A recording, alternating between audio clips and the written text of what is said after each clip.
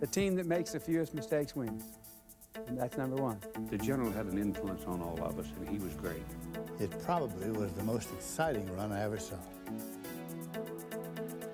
He's going up, that is all right. He's up to the 25, the 30, the 35, the 37, the 45, the 50, now the 45, 50, and then...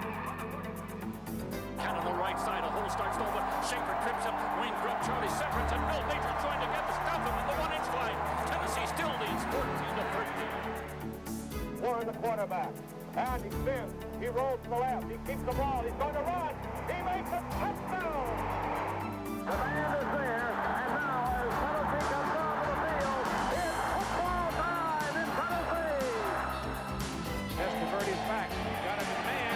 Pressure's on and they got him. Back inside the 15. This is Webb through the left side. 5, 4, 3, 2, 1. Touchdown, Big Orange.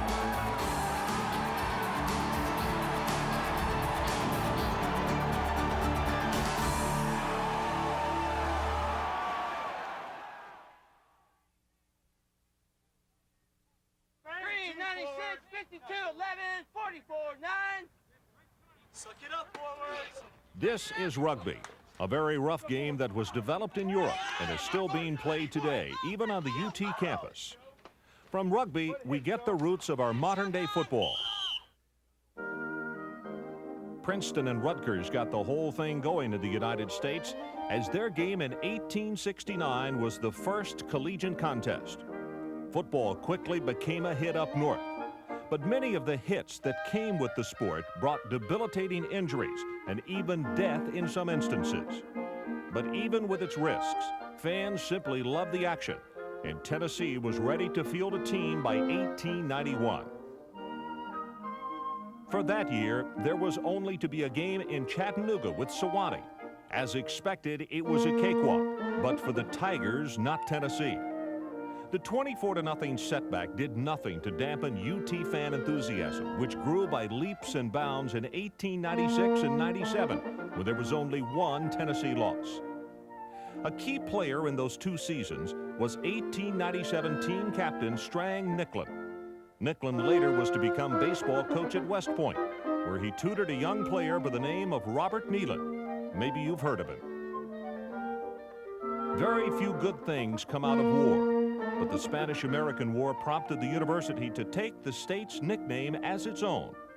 As usual, more Tennesseans volunteered to serve in this late 19th century conflict than were expected, and UT teams would officially come to be known as the Volunteers by 1905. J.A. Pierce had become UT's first paid coach in 1899 and was succeeded by 4 more men before George Levine arrived in 1907. Levine guided Tennessee to back-to-back 7-win campaigns in his first 2 seasons, getting a great deal of help from a talented guard from Beaver Creek, Tennessee. His name was Nathan Dougherty, and he would later be entrenched as the University of Tennessee's Dean of the Engineering College, chairman of its athletic council, and even served in official capacities with the NCAA, the Old Southern Conference, and the Southeastern Conference. Dougherty's extensive involvement with UT football would cover well over half a century. He scared me as a student. I sort of kept my distance from him. And he was still faculty chairman of athletics when I was appointed to the athletic board in 1951. So I had some personal experiences with him in an official capacity for several years. I don't have a present recollection of exactly when he retired, but I remember my association with him. And I remember one thing he said to me at one time, and this is jumping the gun pretty fast, but he said that he always thought that the man who would or should replace Neal would be what he called the losing wife. That was what The 1907 season was also significant in the fact that Tennessee finally got a permanent home field.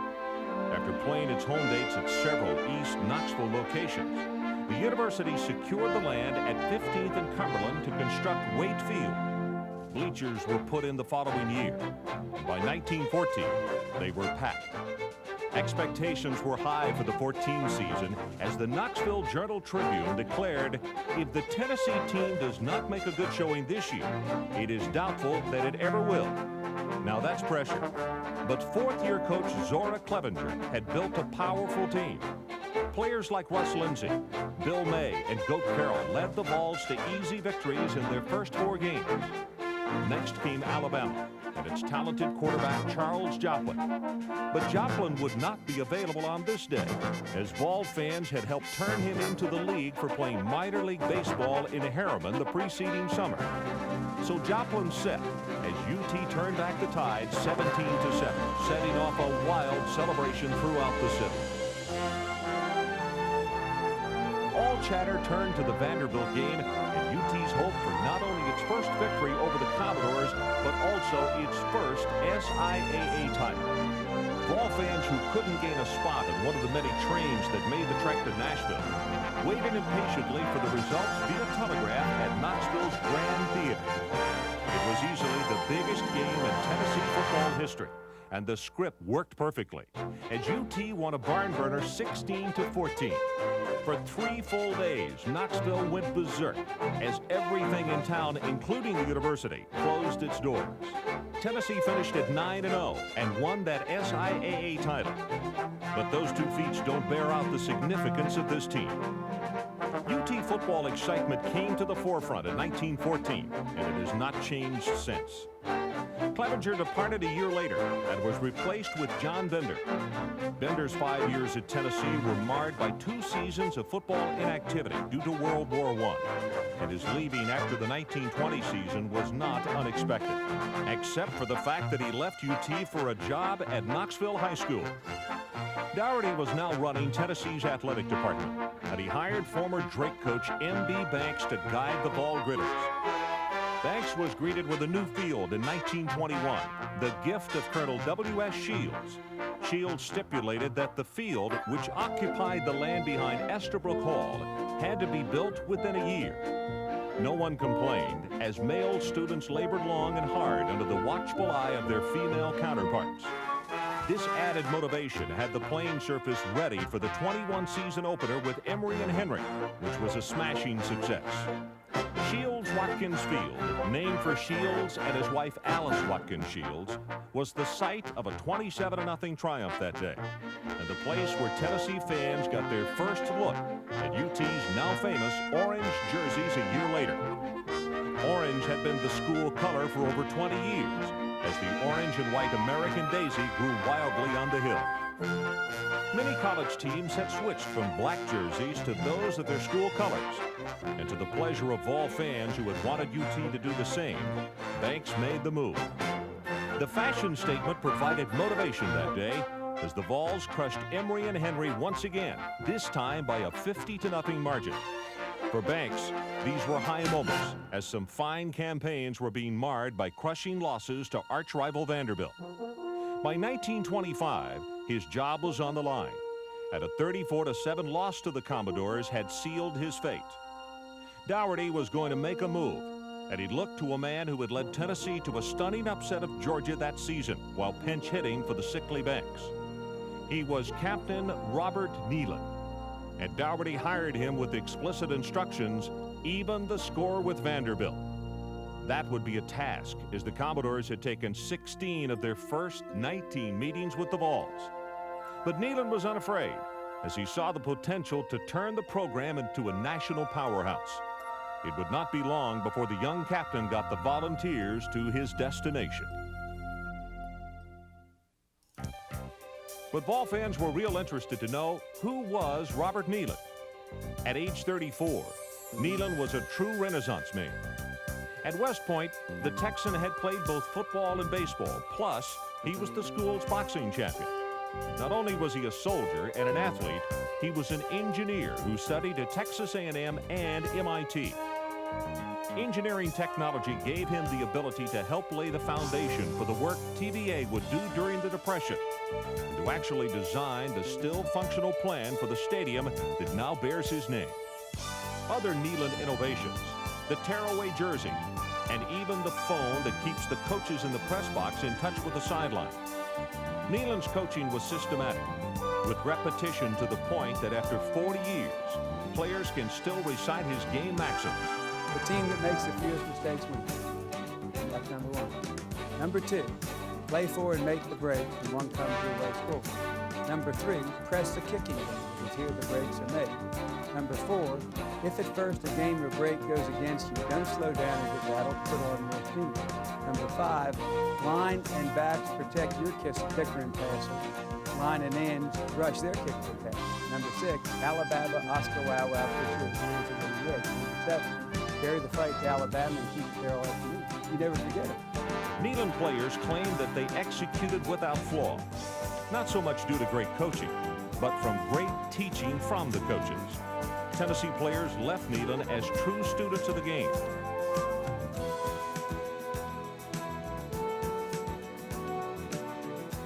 He won on the kicking game and defense. And the general taught all of us who had the honor of playing for him certain things which we all used in our coaching. And many people today have been influenced by General Neyland, people you wouldn't even think about. People like Rick Sanders, the old Vanderbilt coaches, Frank Broyles out of Arkansas, who got his information from me, who got his coaching. Darrell Royal of Texas, who really was using Neyland's theories because it came through me to Darrell. So the general had an influence on all of us, and he was great. They may have received their coaching philosophy from Neyland, but that does not necessarily mean they got to know him well. Neyland wasn't all that friendly with a lot of the players, but he kind of stayed along. That's the way it was. You know, he kept arm's length from all kids. But that doesn't mean that he didn't care about his players. They always knew that he would be there if a problem was at hand. I would characterize him as a second father. That was, he's like, if you gave him an effort, he'd ask for an effort. He asked for an effort. He got it. Most of the did even stay around. More than anything else, Neyland succeeded because he was progressive. He does not seem to be a daredevil type, and he wasn't. But unlike many successful people, he would try a new approach. You know, people say, well, he couldn't coach today, but he was old-fashioned. He'd still be the best coach like he was then because he understood football and what it took to win. So Neyland brought his football know-how, his organization, his teaching ability, and his innovation into his first head coaching job, and inherited a program that was not full of talent. So he knew that he would have to drive them, installing his powerful single wing and a 6-2-2-1 defense. Playing a light schedule, Tennessee went 8-1 in 1926, losing decisively to Vanderbilt.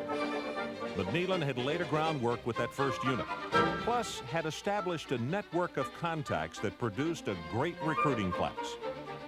The captain had his eye on Bristol tailback Gene McEvert, and almost like he was making out a wish list, Neyland landed him and other talented players. In 1927, Tennessee went 8-0-1, this time earning a tie with Vanderbilt, which gave UT the Southern Conference title. Neyland's plan was working. His system was in place. He had won with it, and now he had some players. The first group of flaming sophomores was ready for 1928. McEvert was the tailback, weighing a sturdy 190 pounds. The former Virginia High star was a player that Neyland dearly loved. I don't think McEvert himself knew how he ran, except that he got there. Well, I tell you how tough he was. I never saw him hit when he didn't come up smiling. And as he lay there on the ground, whether it's in the mud or on an ordinary field, he had that grin on his face. Nobody, to my recollection, ever knocked it off of him. He was a tough guy. Neyland told me more than once that McEvert was the best football player he ever had. Buddy Hackman, Quinn Decker, and Kingsport native Bobby Dodd rounded out the backfield. Add Hobo Thayer, Hugh Faust, and Fritz Brandt, and you've got a powerful team. Neyland knew what he had and decided to step up the schedule, adding the power of the South, Alabama. It was a gamble. Since his team would travel to Tuscaloosa as a decided underdog, the story goes that Neyland played a little psychological warfare on Alabama's head coach, Wallace Wade. Neyland went to Wade before the contest and insisted that he had the inferior 11 and asked Wade if the final 2 quarters could be shortened if the game itself got out of hand. Wade was apparently shocked by the request, but he agreed. He probably was more shocked after the opening kickoff. McEver caught that ball on the 2-yard line, and according to my recollection, and it would take a moving picture to convince me of the contrary, he ran right down the middle of that field, 98 yards for a touchdown. Tennessee never trailed, winning the confrontation 15-13. And from that day forward, the Volunteers would never be able to sneak up on an opponent again. Well, I suppose Alabama 28 stands out the most. Not that that was the greatest game, but that was the game that put Tennessee on the map. And naturally, that would make it stand out. But a lot of games, better games than that one, I thought. Especially when you win a big one, that gives you the confidence which you always need. And I expect that was a stepping stone. Along with that victory, Neyland got his first win over Vandy, and it was marred only in part by a tie with Kentucky as UT finished at 9-0-1. Tennessee matched that record in 1929, again beating Alabama, and to the chagrin of the Vol faithful, tying Kentucky. McEver was named as Tennessee's first All-American, scoring what is still a school record 130 points. It was during October of this season that the stock market came crashing down, and the Depression was to begin. Vol fans understood the hopelessness and insecurity that all Americans did. It even carried over to their entertainment. During the summer, McEver was lost for the year during a baseball game. His knee was ripped to shreds. UT won 9 for the 3rd straight year, but fell decisively to Alabama 18-6. The Volunteers' first loss since 1926. The Flamin' Sops went 27-1-2 in their 3 campaigns, and reinforcements were on the way for 1931. The leader of this group would ironically come from Bristol's Virginia High, the same school that sent McEver to UT 4 years earlier. He was a full-blooded Indian named Beatty Feathers. Feathers was a do-it-all type, who some ball historians claim had no equal. And with the speed of a tailback, the strength of the foot, and he would just absolutely run over people. He didn't wait to set up the blocker. He just, the blocker got the load. To Feathers, that title should go to his idol. McEver, who would be back for 1931, complete with a knee brace that would undoubtedly hinder his play. Feathers would take over the role of star as the Volunteers galloped to a 9-0-1 record. Again, the block was a tie with Kentucky, and a standoff that kept Tennessee from a Rose Bowl appearance. But UT was asked by New York Mayor Jimmy Walker to play in a charity game in the Big Apple, which would benefit those hurt by the Depression. The Volunteer team drew New York University and won the lackluster December contest 13-0. 1932 saw another 9-0-1 finish, but featured 2 classic games. The Vols beat Alabama for the 4th time in 5 years as Tennessee won a punting duel between Feathers and Johnny Hurry Kane, 7-3. The second of those 2 games was a 0-0 tie with Vanderbilt. Dudley Field was a mob scene with over 30,000 fans in attendance. UT won the final Southern Conference title for their efforts, as 13 schools would disembark to form the Southeastern Conference. The Volunteers' first 2 campaigns in that league were less than awe-inspiring by the standards of Vol fans, as Tennessee went 7-3 in Feathers' final year, and 8-2 in 1934. After the 34 season, the Army called on Neyland, and the captain was forced to go to Panama.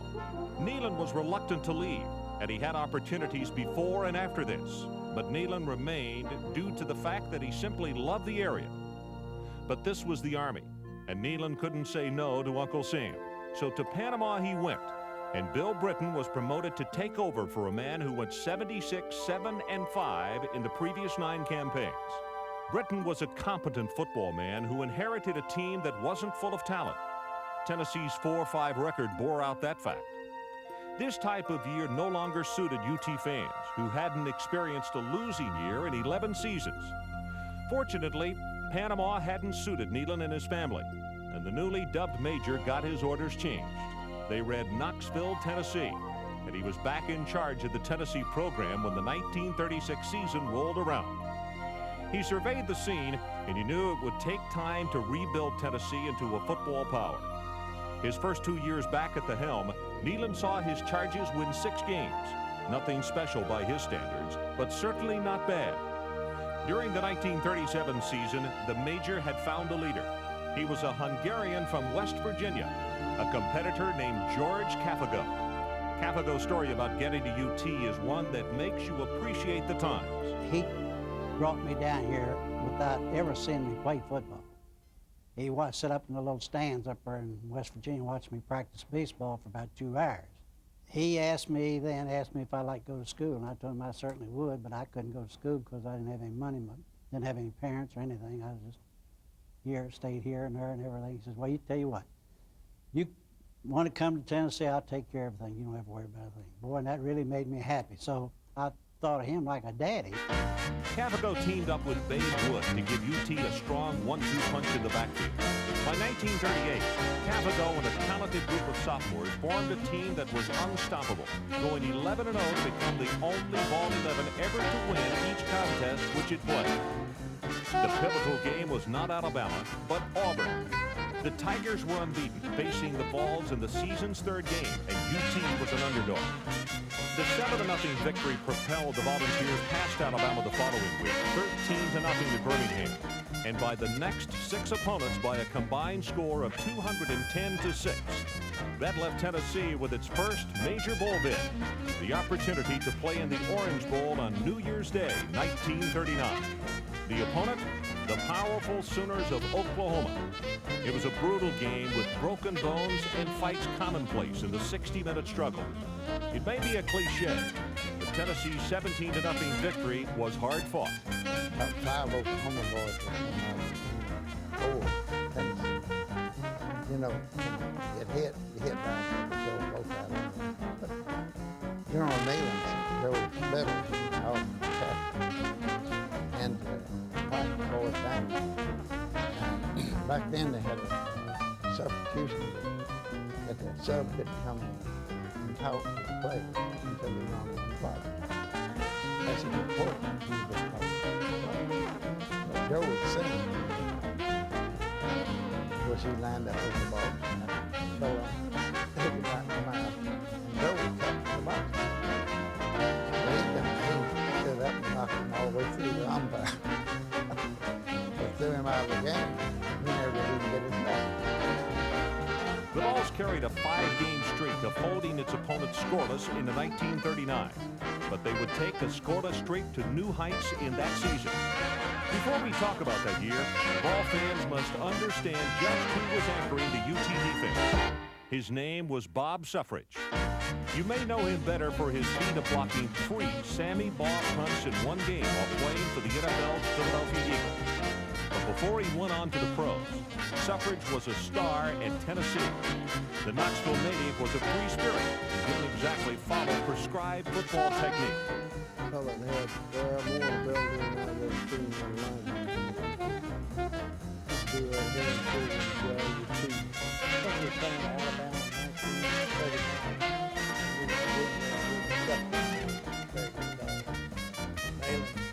Got out with a clip.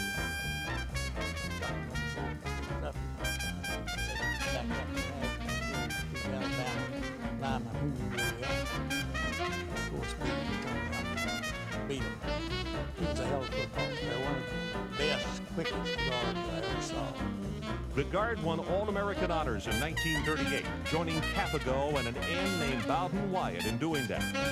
1939 would be another All-American campaign for Suff and Cafago, but it was the team who actually got more notoriety in this case.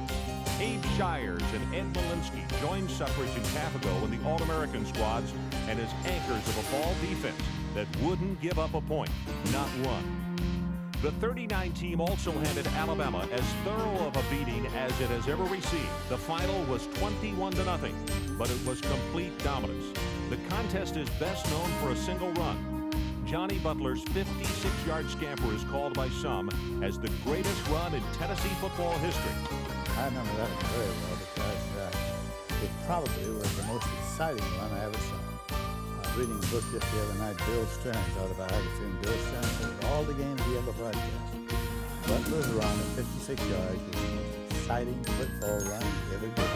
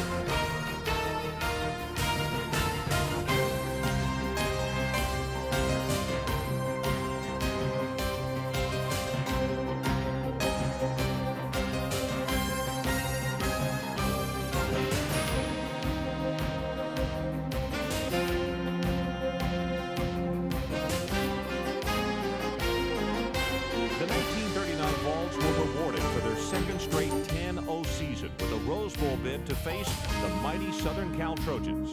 Some would say UT was beaten in this game by the Citadel or the elements in the Citadel game, for it was in this contest that Capigo had been seriously injured. Well, when I planted my foot, I got down that real soft turf, real deep. And then I turned, my knee turned, but my ankles didn't. And it just, and I fell, and then the guard pulled and fell over top of me. So Tennessee would have to face the Rose Bowl without the services of Capigo and Bob Suffridge, who was also banged up. Butler and star wingback Bob Fox would have to take up their slack. But even though the Vols would be shorthanded for the contest, this couldn't spoil the thrill of a trip to Pasadena. Fondest memory is getting there because I hitchhiked, in fact. And we were up here on the corner, Ellison Henry's drugstore, and the guy stuck his head in the door, and he was a bricklayer from Sevierville, and his parents lived in California, and he had bought a new car and was driving home, and he said, anybody want to go to California? Well, Billy King and Bob Broom and I said, yeah.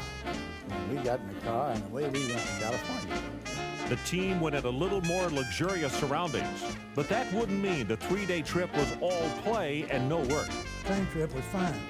It was a special train set up by the Southern Pacific, and it had a selected crew to take care, and it was just like a world tour cruise. We had 2 diners. Of course, they were all Pullman cars, baggage cars. And there was a stenographer and a barber. And the food was delicious. We practiced on the way out a couple of times. First, down at Bob Nealon's birthplace. But it was raining, and we went on to El Paso. It was a normal something. They stop and make exercise at certain points. And that was good.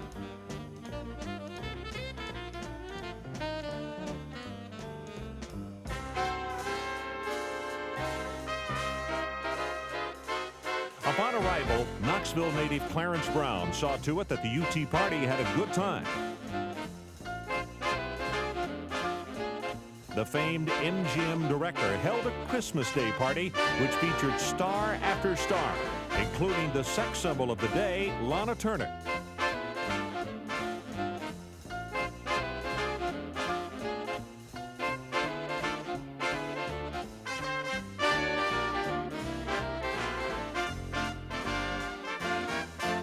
After the game, however, Brown felt somewhat guilty.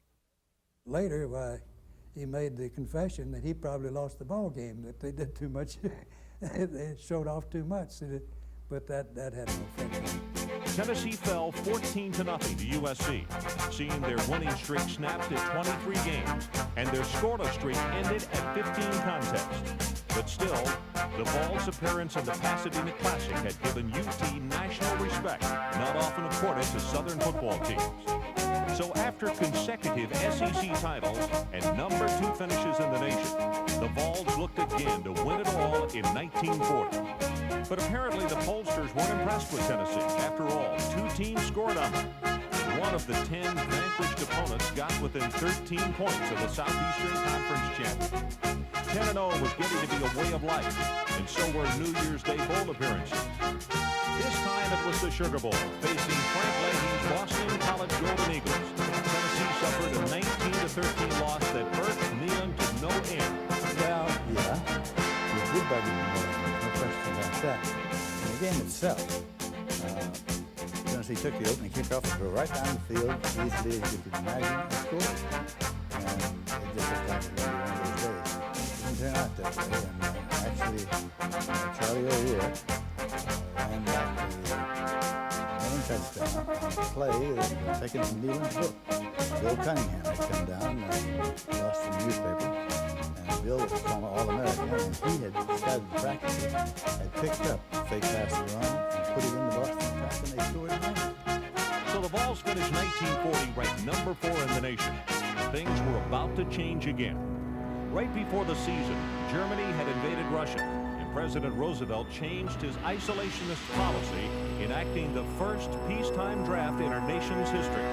One of the best men to train the 2 million new soldiers, Major Robert Neyland. And he was called away to do his duty again. His leave, unlike 1935, was not expected to be permanent. When John Barnhill was handed the reins, he knew that it wasn't forever. But the former ball player had the team ready for 1941.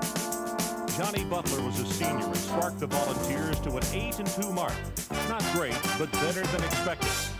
8 days after the final game of 1941, the Japanese bombed Pearl Harbor, and the United States was into World War II, like it or not. Football was scaled down in 1942 with the loss of many able-bodied. Tennessee had a great year, winning 9 games and the Sugar Bowl over Tulsa. There was no college football in '43, and Volunteers Rudy Clara, Clyde Fuson, Bill Nolan, and Willis Tucker gave perspective to the layoff. These Vols gave their lives in defense of the flag. As a means of pumping up stateside morale, college football came back in 1944. Competitive spirit hadn't waned at home, and Barnhill's team showed it. As his 44 edition went 7-1-1, tying Alabama and losing only to USC in the Rose Bowl. UT lost only once in '45, while winning 8. So as the war in the Pacific was ending, Barnhill's successful tenure as Tennessee coach was coming to an end. His 32 wins in 4 strife-torn seasons hadn't gone unnoticed.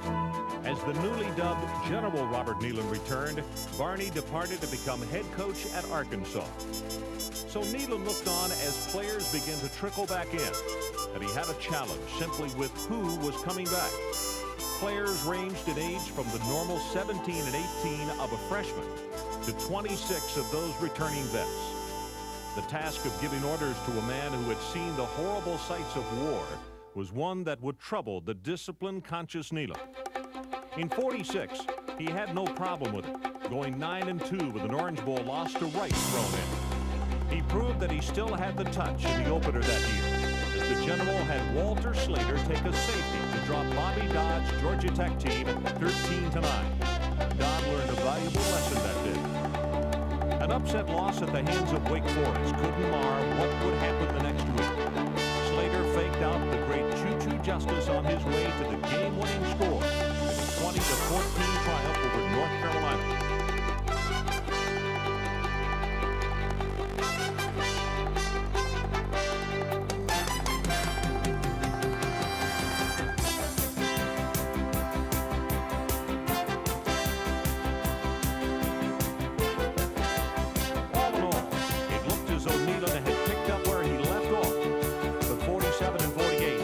Questions.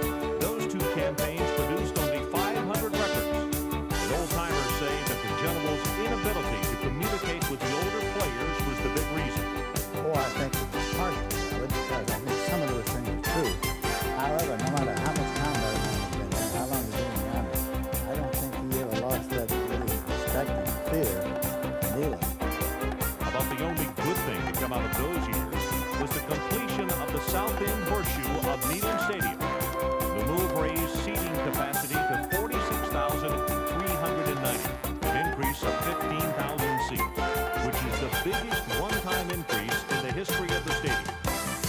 It was all in Neyland's master plan for expanding the stadium to the level which it is today. He had a master plan that left engineering company in Birmingham, Alabama, as well as before we ever built the UT Hospital on the Alcoa Highway. He wanted to construct the they turned down. That's why he had nothing to do with the 1949 brought the Vols back to winning ways as another group of talented underclassmen ushered in two-platoon football with a 7-2-1 record. Previously, 11 players on the field had played both offense and defense, but now there would be a unit for each, meaning Neyland's great recruiting class of 1948 was all the more important. Segregated out defense and offense. I think the general was very oriented to the two-platoon. I think he enjoyed it. Jack Stroud and Bud Sherritt were talented holdovers who would play both ways, but they were joined by great athletes like tailback Herky Payne and Hank Laricella, fullback Andy Kozar, wingback Bert Brechishaw, tackles Doug Atkins and Bill Pearman, and guard John Michaels. You get the idea. The 1950 team had talent, and lots of it. After opening the year with a blowout of Southern Mississippi, another Mississippi school, Mississippi State, reached up and bit the ball 7-0, an upset that still puzzles members of that team. Well, as I recall, Mississippi State was better mentally prepared for the game that day. They really came out with a lot of enthusiasm. They were playing before their hometown folks. Tennessee was highly rated that year. We were rated number 3 in the nation starting off.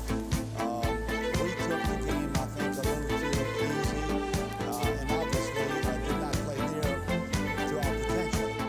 Tennessee got its act together and won the next 10 games, including a huge triumph over highly touted Kentucky and a young coach named Paul Bear Bryant. The Vols took special pride in this one, shutting out the Wildcats and their All-American quarterback Babe Pirelli by a score of 7-0. Again, Bryant failed in his bid to beat Neyland, and he never did top the general. That particular Kentucky had the best football ever had in history.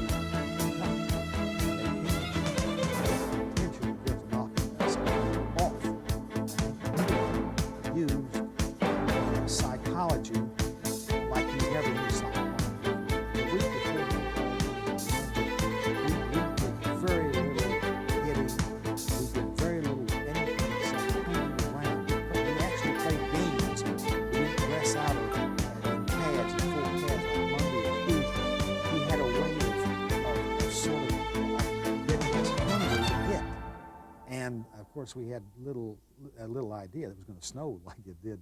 You know, we had quite a bit of snow and so forth, but he sort of eased off on us that particular week. We got together mentally, all our coaches, tremendous defense played. The 1950 season ended with a trip to the Cotton Bowl to face homestanding Texas. Neyland, the native Texan, saw his underdog Volunteers score first.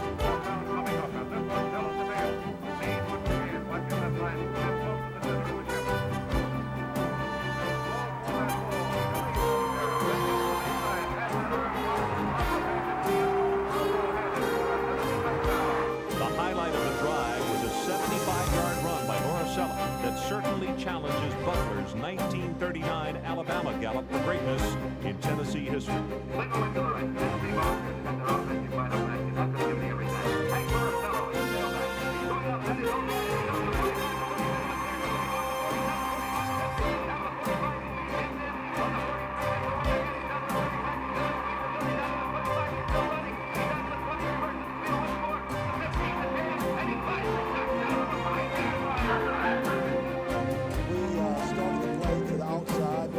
Moved to the inside, as I recall, and it was a really great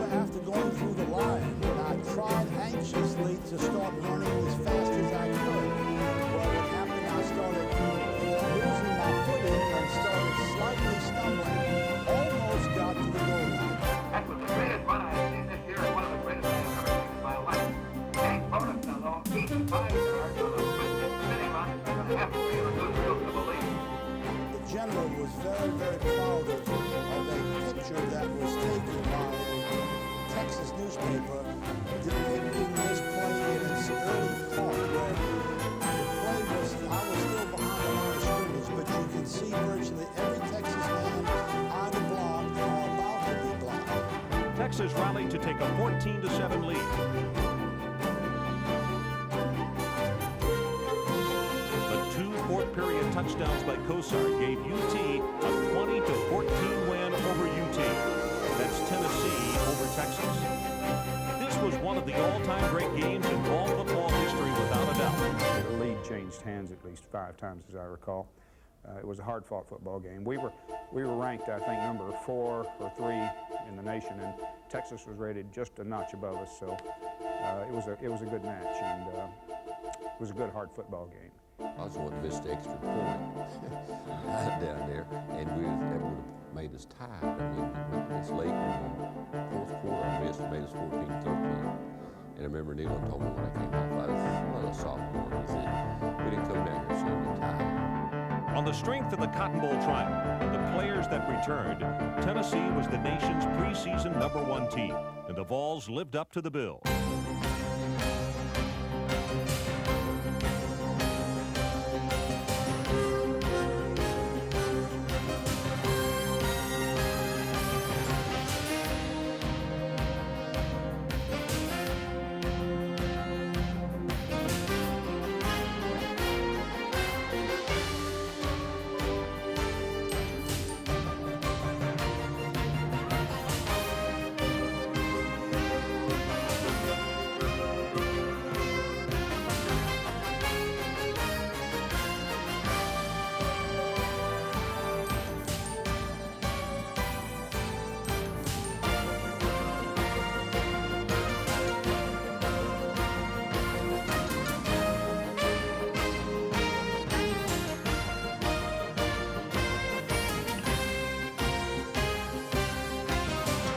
Tennessee trounced 9 opponents before coming to the Vanderbilt game and nearly blowing the year.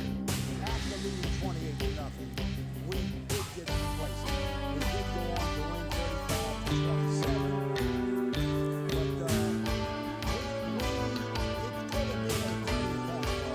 but With the victory, Tennessee was named as the national champion, as the polls in those days were done before the bowl games.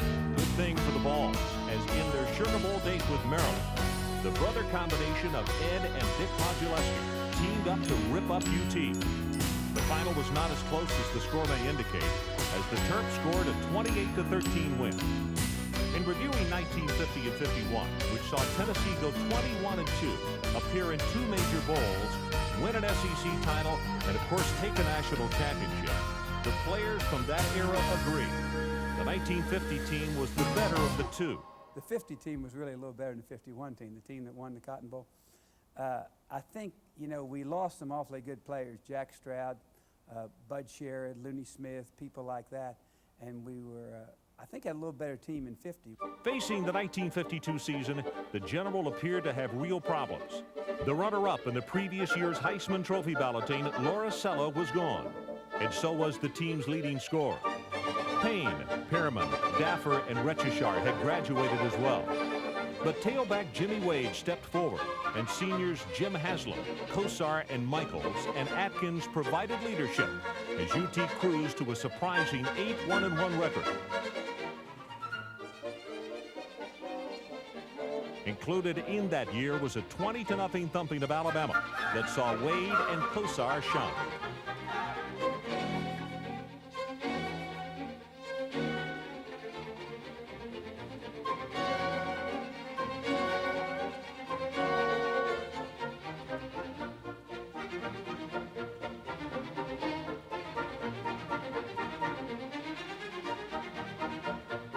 Another Cotton Bowl bid followed, and it was a rematch of the game of 2 years before, as Texas was lined up as the foe. But during preparations, the news hit like a bombshell. General Nealon was sick, and his doctors would not let him coach. The players were stunned, but didn't realize that Nealon had coached his last game at Tennessee. I did not realize how ill he might be, or what his chances of coaching the team were. None of us, I don't think, ever believed that he was through with coaching, as it happened, the turn it took. Texas' 16-0 triumph was almost secondary, as the Harvey Robinson-led Vols were overmatched and even listless without their leader. Shortly after the New Year's Day contest, it became official. The General was leaving coaching to become full-time athletic director, and Robinson would be the Vols' new coach. And looking at Neyland's record, the stats don't lie. A 173, 31, and 12 record. 7 conference titles. 7 major bowl appearances. No losing seasons in 21 years. A 72, 19, and 6 Southeastern Conference record. A 12, 5, and 2 record against Alabama. 22 All-Americans, 31 All-SEC performers. But more than that, General Robert Neyland had elevated Tennessee football to Southern prominence and then to national stature. There would be no reprieve this time. The General was retired for good, and the former Vol quarterback Harvey Robinson would be working in the shadow of a legend. I thought he was going to have problems because I think anybody does with like Neyland, Bryant, people you just don't, you know. So I think somebody has to sort of sacrifice to go in between the next coach. The Vols stumbled through the 2 years under Robinson, inconsistency really being the mark of his tenure. In the final game of 1954, Robbie's fate was sealed as Tennessee was crushed by Vanderbilt 26-0. General Neyland swallowed hard and did the only thing that he felt that he could, make a change. Robinson and his entire staff were let go, and the choice to replace him was an obvious one. There were several UT grads in top coaching positions, but in the minds of Vol fans and the athletics board, there was only one choice. 38-year-old Bowden Wyatt, the former Vol All-American end. Wyatt captained what General Neyland always referred to as his favorite team, the 1938 Volunteers. His Roane County native was the perfect Neyland player. Disciplined, hard-working, tough, and most of all, a team player. When he concluded his playing career, Wyatt had a job offer, and as you probably noticed by now, Bowden was a remarkably handsome man, and the motion picture industry beckoned. But he had no interest in that or his looks. Bowden Wyatt wanted to be a football coach, plain and simple. He got his first opportunity to run a program at Wyoming and took the Cowboys to new heights in the old Big Sky Conference. Next, it was on to Arkansas. In 1954, only his second year in Fayetteville, the Razorbacks were the elite team of the Southwest Conference. Now Tennessee needed a coach, and Wyatt wanted the job, and so did members of his staff, even if they didn't realize it right off.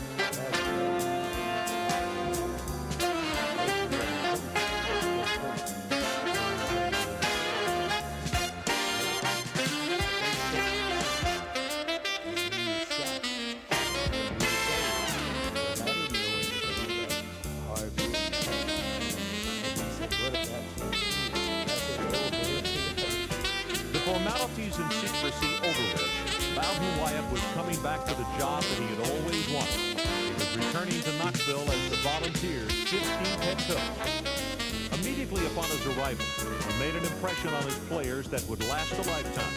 When he came into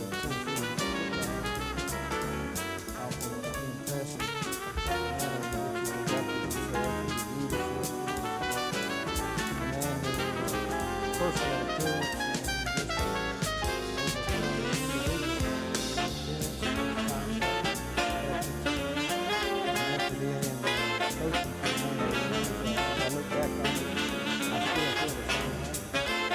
Robinson had not left the cupboard bare for one. Charlie Coffey returned at guard. John Gordy was a talented tackler, and Tommy Bronson was a promising young fullback. But one of the few bright spots of Robinson's final team was a young tailback named Johnny Majors. Majors had arrived at UT from Huntland High in southern Middle Tennessee in 1953, fresh from a star-studded prep career. Weighing 155 pounds soaking wet, Majors was small but could do all the things that a single-wing tailback had to do, and could do them with almost equal skill. He combined skill with a football mind, one that came from his father, Shirley Majors, who just happened to be his high school coach. With this vividly, you say, look, you don't have to play to please me. But if you're going to play, you're going to give it your best. I think that's one of the greatest things my dad gave us, and also anybody ever played for him. He was very demanding. If you didn't hustle, you had a tough time with him. If you hustle, he could coach the heck out of you and make you a good player. His leadership ability was another key for Wyatt, and the style of player and coach meshed immaculately. Well, enough, in fact, that Wyatt's first group of volunteers shocked fans with a 6-3-1 mark. 1955 may have given the team needed confidence, but they couldn't have known what the following season would bring. One by one, the opposition fell to the 56 Vols. Auburn, then Duke, Chattanooga, Alabama, Maryland, North Carolina, and then Georgia Tech. But Tech wasn't supposed to fall. To Tennessee, or anyone else for that matter, the unbeaten Yellow Jackets had what Bobby Dodd was to later state was his finest team. In the first half, Tech was on the offensive, driving into Tennessee territory on more than one occasion. But an opportunistic Vol defense held their ground, and sterling punting from Majors and his backup, Bobby Gorton, kept the game scoreless at the intermission. The second half didn't see Tennessee get that many scoring opportunities, but they got one and cashed in. Still no score in the game. First down and 10 for the Volunteers on the Tech 46-yard line. Majors the tailback, takes the handoff to the fullback, passes down to the right side. Buddy Cruz, a good catch between two Tech defenders. He's across the 20 to the 15. Good block down to the 10, the 5, and he's brought down to the 1-yard line. And a tackle from behind by Ken Owens. Made an attempt to make up the pass. Couldn't make it behind anyone to get the ball and tackle me. He didn't even one of them.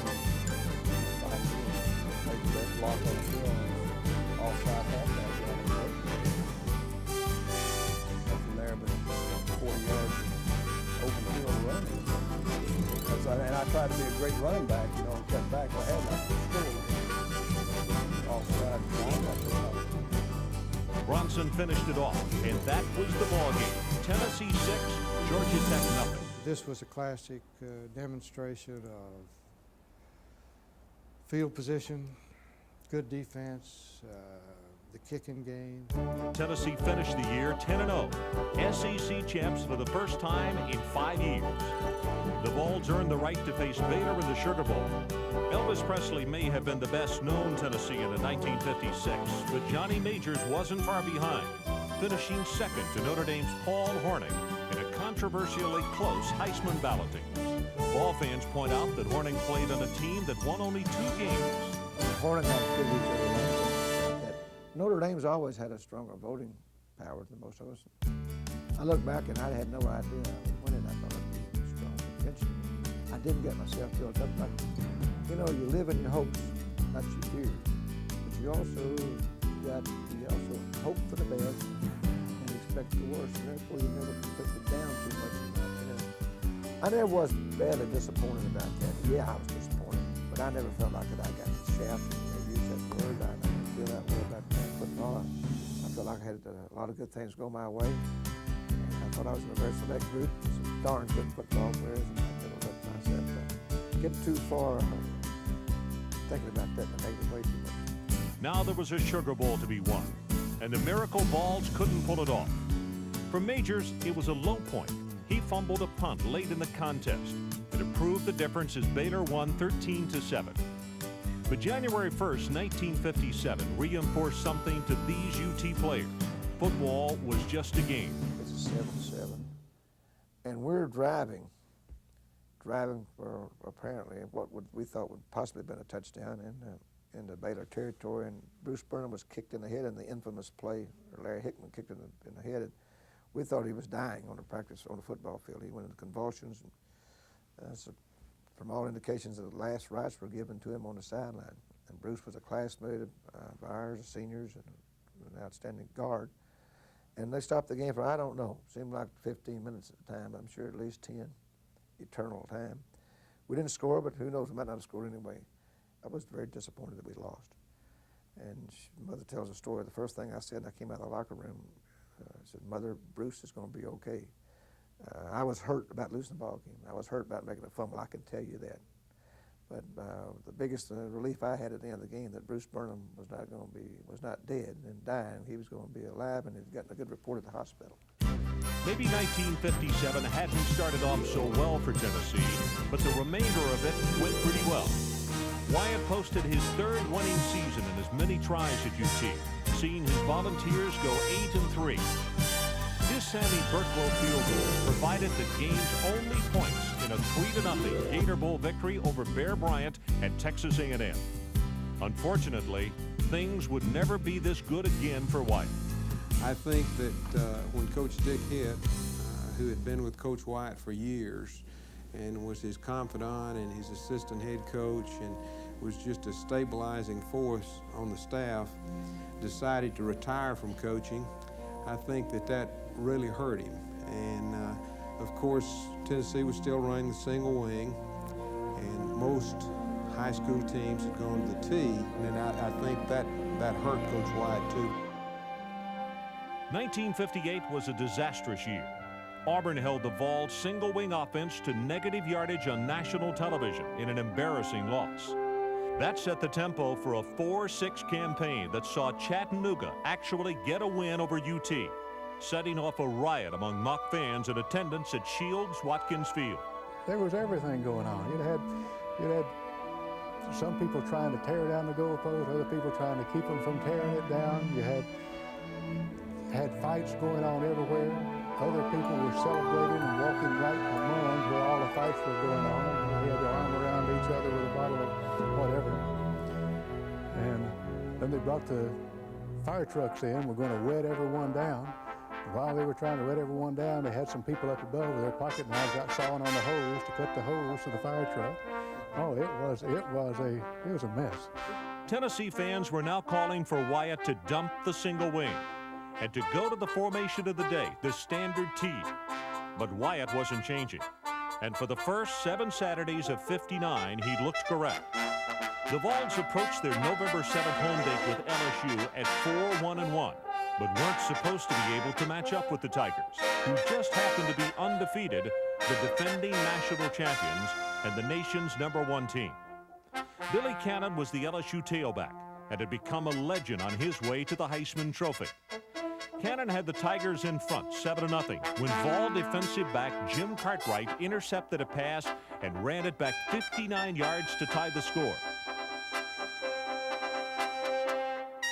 LSU turned it over on the next play, and moments later, fullback Neil Soley bounded into the end zone.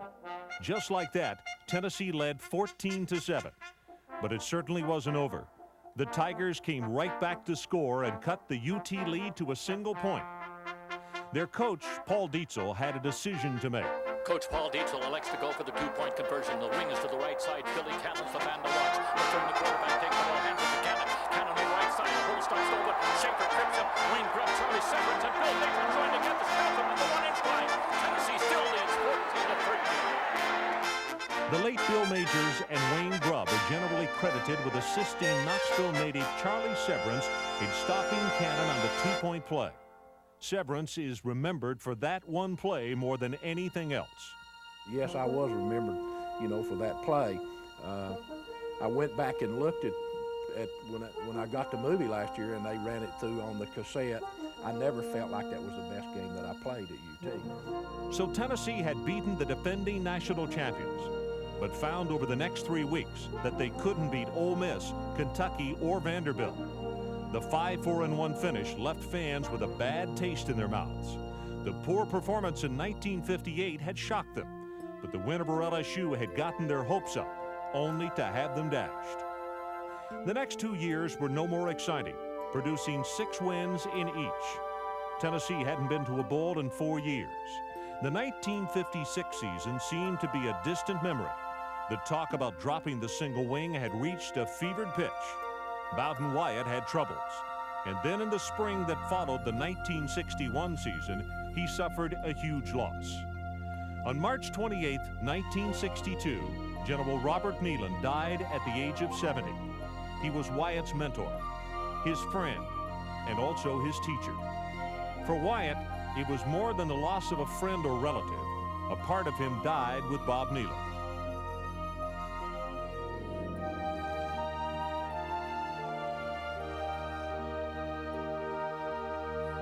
Times were changing.